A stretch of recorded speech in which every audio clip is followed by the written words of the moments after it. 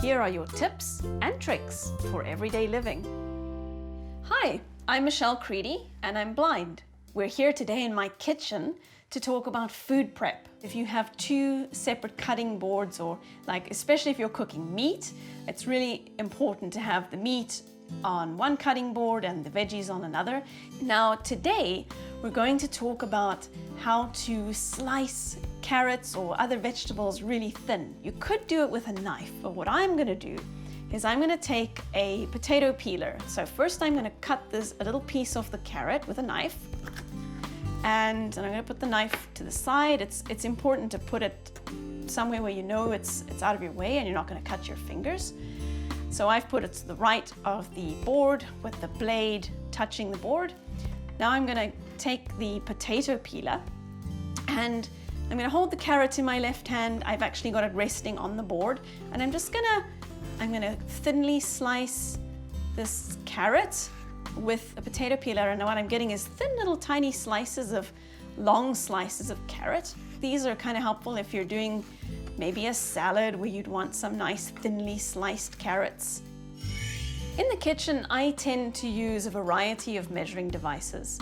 Now, my measuring cups that I use happen to have Braille and large print on. So, for example, there's a half a cup and it's got 1/2 in Braille, and it's also got some print over here.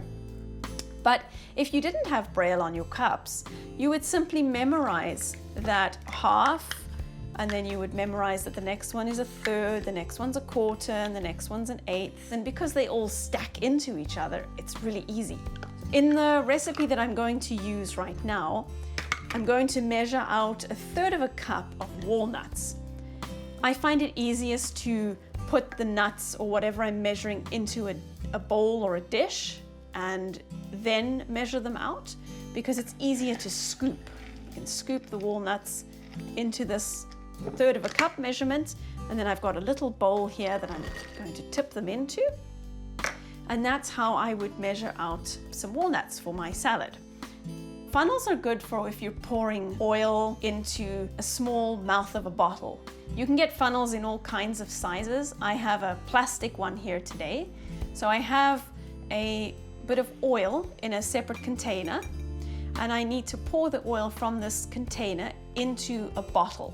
I've placed the funnel with the pointy end down into the bottle with the very thin mouth. So what I do is I often pour in the sink. So if there is a spill, I can simply rinse out the sink.